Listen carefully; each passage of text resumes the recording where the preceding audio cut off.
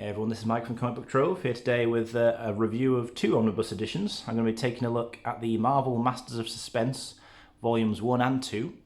Between these books they collect the entirety of the Stan Lee and Steve Ditko pre-superhero, pre-Marvel collaborative work. So a lot of anthology stories really, a lot of different short, unrelated stories. This is basically everything that Steve Ditko did for Marvel that wasn't Spider-Man and Doctor Strange. So certainly for Ditko fans, there's a lot of great stuff in here, and I think more so than anything else, what I'll say before we even take a look at these books is that they really are, I think, just an excellent showcase of Steve Ditko artwork. So if you are a Ditko fan, then surely these are a couple of good books to take a look at.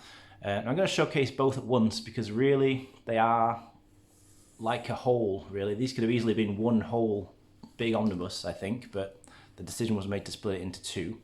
You see on the spines here, they're largely the same, bit of a quirky blue design, volumes 1 and 2 at the bottom. And then the back of each one, you know, again, similar design. And I won't even really go through specifically what these collect because they're all kinds of snippets and excerpts taken from the many anthology titles that Marvel had running from the late 50s into the 60s really, when superhero comics really took over. But before all that, so it's issues from Journey into Mystery, Strange Tales, Tales of Suspense, you know, Mystery Tales, and all that kind of stuff. So we'll take a look at each of them. So we'll look at Volume 1, then we'll look at Volume 2. And I'll just show off a bit of what these books are like, really, for anybody who's interested, because they are different. You know, they're very different to the more, I think, the more common superhero omnibus that, you know, are much more prevalent, obviously, with Marvel. It's what they're best known for. Underneath the dust jacket, then, for Volume 1, we have a little interesting monster fight going on. Now, your mileage with this stuff, I think, will really vary. Firstly, depending on how you feel about older comics in general. You know, older non-superhero comics specifically. And then also, of course, how you feel about Steve Ditko's artwork. And I suppose really the storytelling style of and the writing of Stan Lee as well. All that needs to be taken into consideration because unlike with, for example, Silver Age superhero Marvel comics, Spider-Man, Fantastic Four, Avengers, and so on, there's really no sense of continuity here. So, you know, this is different even from other comics of that same sort of era because all of this is very much one and done stories. Very few examples of anything in here that kind of carries on beyond the single story that it features in. And you see from the contents that I'm taking a look through now, there are a lot of individual stories and issues that things are taken from. But in almost every case, every story is very short. So these are very quick reads individually. Stories ranging from, I think, as little as 4 pages to, I don't think they ever get up to much more than 10 pages each. And they are collected in a roughly chronological order in terms of order in which they were originally published. So I think that was a lot of work that went into trying to research even just what order these stories were originally published in, and when the collected editions team put that together. Yeah, so as I go through here, you know, you can see obviously lots of Steve Ditko artwork on display. I'm a Ditko fan overall. Not one of my absolute favourite artists, but I do enjoy his work.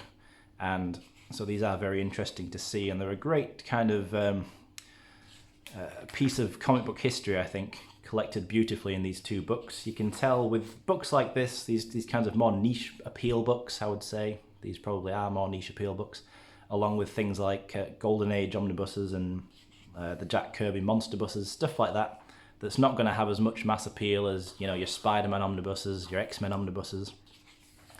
But I do think a lot of love and care and attention goes into putting these together because, you know, the material is often older and, you know, has seen less printings over the years. So a lot more restoration has to go into them specifically for these omnibus editions, which is why often the price of these sorts of books can be higher than other omnibus from more modern times.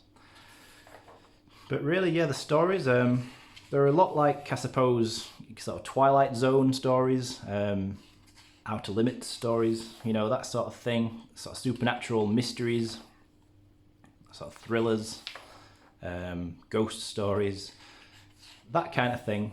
You know, and with almost every single one of these, it's the same kind of structure where there'll be a twist at the end. You know, every little story will have a final reveal and a twist ending, often a kind of moral, presented as the, you know, being the moral of the story.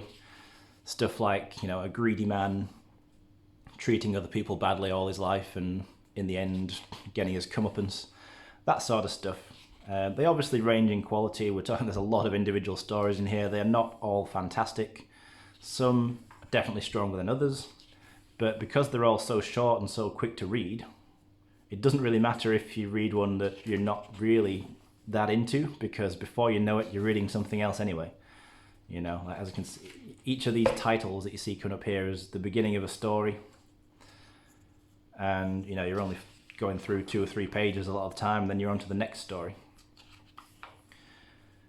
And yeah, so that's, you know, there's not a whole lot to say about them individually, and that's really why I decided to review both books at once, I think, in this particular video, just because each volume is really, you know, like volume 2, for example, just more of the same of what's going on in here. If you like volume 1, if you're interested in what you're seeing in this one, there's no reason why you wouldn't be interested in the second volume.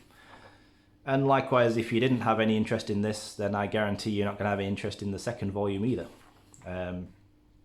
But I wanted to show them off and give perhaps a showcase of the books and an overview of them, a good flick through each one, just to show them off for anybody perhaps who's interested in these books. As far as I'm aware, they are both still available. I did look them up before filming this, and I was able to find a few copies of each, at least in the UK. Not entirely sure about the US and other countries. But the thing about books like this as well, because, as I mentioned previously, they've got that more niche appeal, I would say, and obviously I could be wrong about this, but I would say these books, along with those Jack Kirby monster buses and that sort of stuff, probably less likely to get reprints, or at least probably be longer before they do get a reprint compared to, as I said already, you know, books like Spider-Man, X-Men, Avengers, all the other more popular stuff. A lot of things I'm sure would come ahead of these books on the reprint list, basically. So, not that I'm trying to give anybody any fear of missing out on these books or anything like that, but I've just got to be sort of honest and give my own opinion, because I would struggle to see these coming back into print, especially since they are still in print, and these books have been out for about 3 years now, 2.5, 3 years, I think.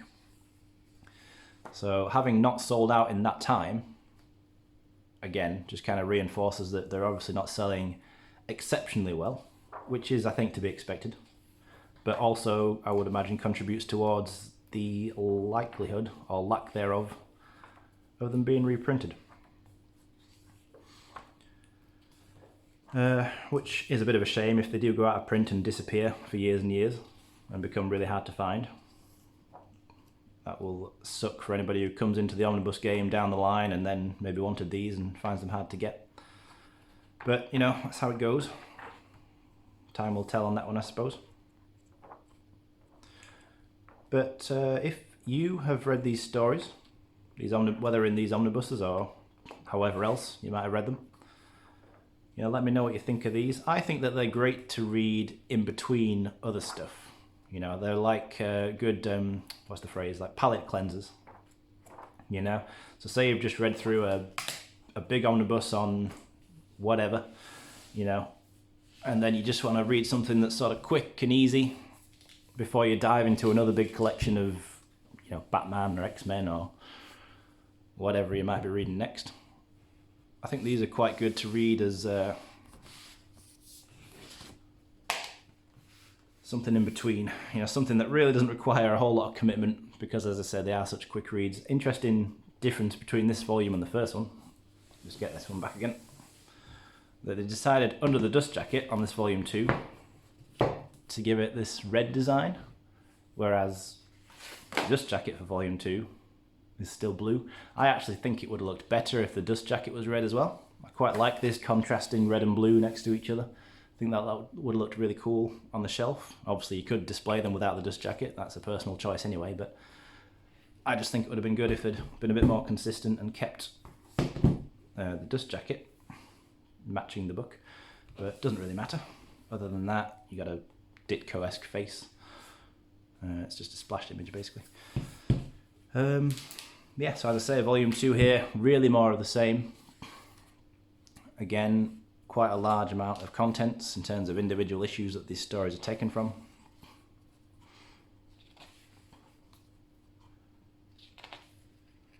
This ends up going, I think, up to and slightly beyond Amazing Fantasy 15. But keeping in mind that Amazing Fantasy, which we see issues of in here, was an anthology title in its own right, and the actual issue, Amazing Fantasy 15, despite being so synonymous with Spider-Man and his first appearance, there were other stories in that comic, and those other stories, not the Spider-Man origin, are collected in here. There was also an Amazing Fantasy Omnibus, actually, come to think of it, that was reprinted, I think at a similar time as these were, but it's completely redundant if you were to have this book, because this has everything that has in it, and the Amazing Fantasy Omnibus is literally just Amazing Fantasy 1 to 15. You do get the Spider-Man story in that Amazing Fantasy Omnibus, which you don't in here, but honestly, if you're interested in Spider-Man, just get Amazing Spider-Man Omnibus Volume 1. As far as, I mean, that's what I would suggest anyway.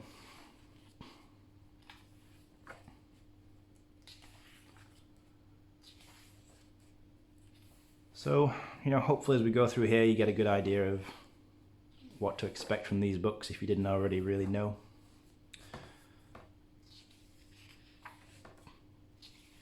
I think, actually though, to be fair, these Amazing Fantasy stories stand out a bit more than a lot of the ones that came before it. I think they're slightly stronger stories overall, but still very much in the same style of, you know, being quite generic mysteries, sci-fi stories, horror, using that word very mildly.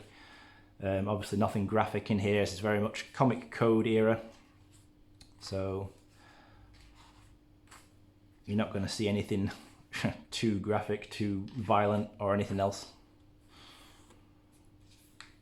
Creepy at best, and even that I'm not too sure about. I suppose it depends on how sensitive you are to that stuff. It's interesting though when you start to see that, you know, we are in the era of Marvel Comics now, though, as in the Marvel age with the superheroes, because you start to see the adverts for more familiar characters. Fantastic Four there.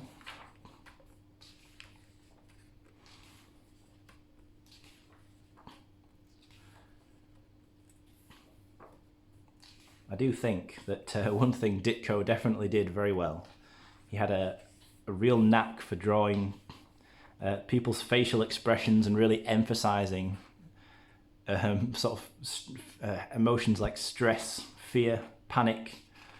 When you see a Ditko-esque character who is supposed to be terrified in that particular scene, it usually comes across very well. You know, like with the faces like this, for example, you know, surprise, panic, etc. All those sorts of emotions. I think he did those very well with his characters. But you know, Ditko's artwork's never really the most, I think, aesthetically pleasing. I think, you know, it's not something that's always easy on the eye, but there is always a quality to it.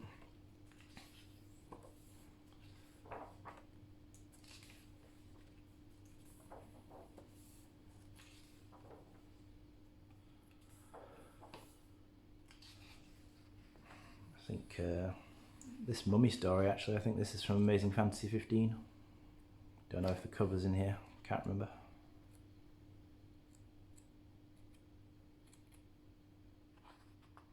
I don't know, but anyway.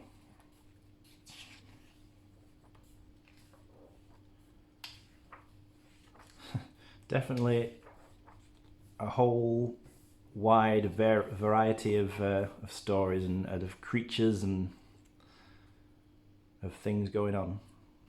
As I say, you know, if you have any interest in these kinds of old anthological tales, then you probably find something in here that at least entertains you to some extent, just because, you know, as I mentioned already, you're going to get so many, just such a wide variety of stories, and each of them being so short that you know, you're just constantly moving on to the next one.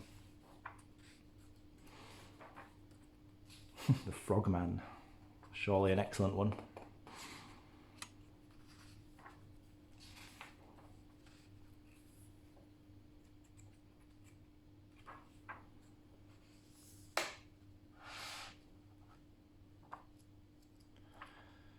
And I think in terms of extras in the back, in both volumes 1 and 2, there is quite a bit of original artwork from Ditko, which is actually really cool to see. Oops, skipped all the pages there.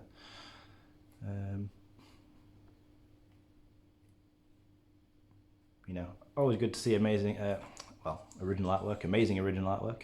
I guess this qualifies as that. I mean, it is literally artwork from Amazing Fantasy.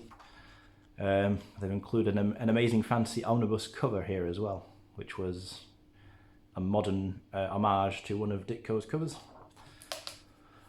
Yeah, so that is Masters of Suspense volumes 1, 2, and as I say, still available at the time of putting this video out, and hopefully maybe you get a better idea now, if you've had any interest in these books whatsoever, as to whether or not you might want to pick them up whilst they are still around. But either way, you know, let me know what you think of these collections. If you've read them, did you like them or not? If you haven't read them and you've watched this through, is it something that appeals to you or not? Let me know. Obviously, as I say, it is different stuff. It's not superhero comics, and it's definitely pretty old material. You're talking about stuff from the mid-50s to about 1962 or 63. So it's not going to be for everybody. In fact, it might not be for that many people overall, but there's definitely an appealing factor to it, and it's a bit of comic book history that I do enjoy having on the shelf, and that I do flick through a little bit now and again. So yeah, as always, thanks a lot for watching, guys, and I'll see you again soon with another video.